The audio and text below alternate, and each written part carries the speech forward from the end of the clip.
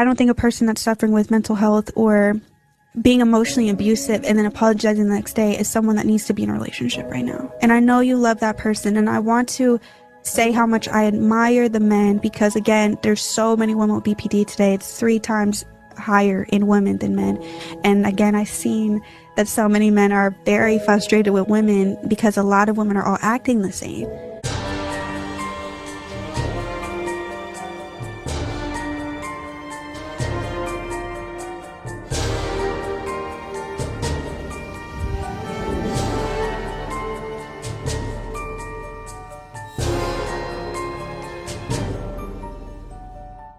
Alright guys, so today we're going to talk about it. I told y'all a while back on one of the lives that it's a movement brewing between the sisters in the sisterhood, because 20% women that have some sense, they notice that these 80% women who don't got no sense are doing all of the talking and all the yapping and all the speaking, and they also know they ain't doing the healing.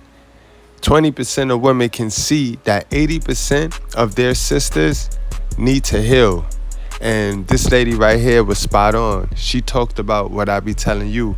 And this is why I tell you guys, only guys out here right now in the dating field, in the dating pool, are guys who did not work on themselves, trying to catch a girl who did not work on herself so they could go and survive. Y'all know if I don't do shit else, I'm gonna hop on TikTok and talk my shit.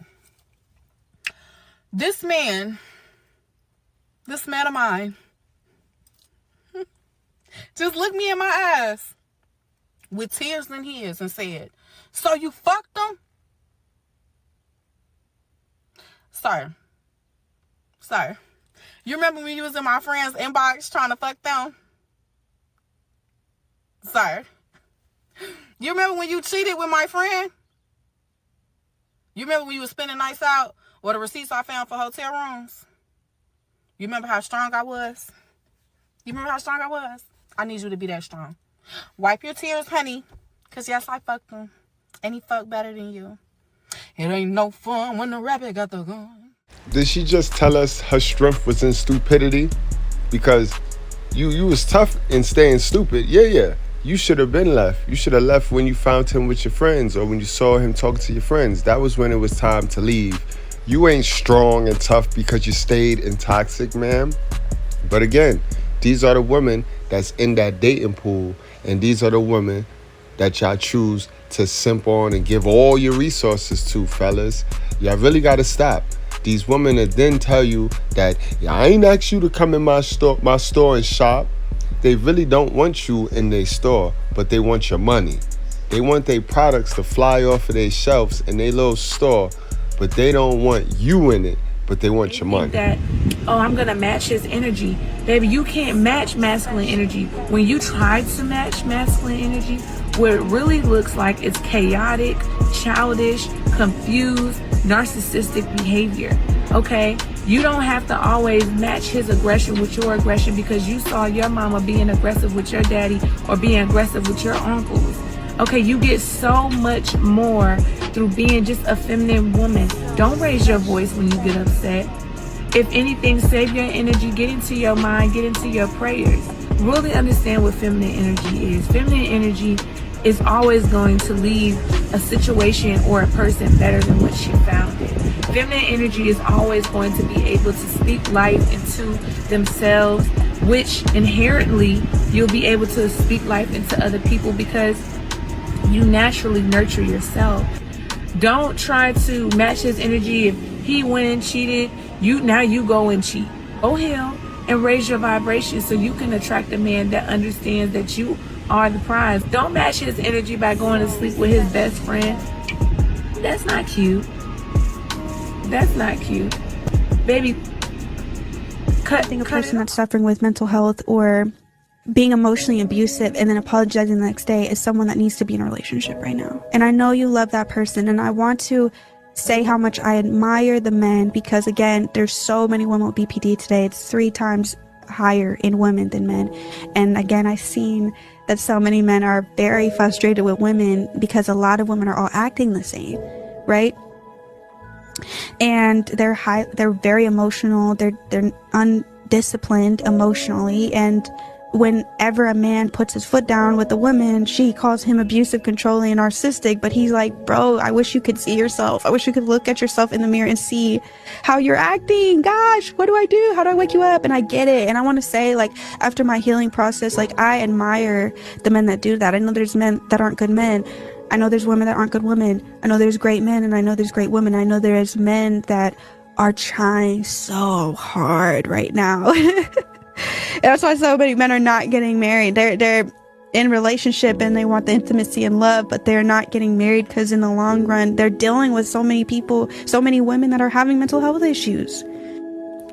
You also deserve peace. You also deserve love. And I would say, don't get caught up thinking that this is normal.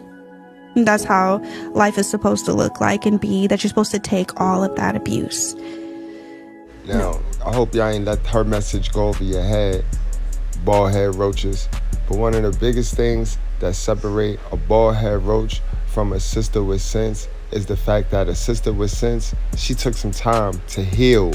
So she ain't running around here fronting like what I'm talking about she can't relate to. She could relate to it because she was it.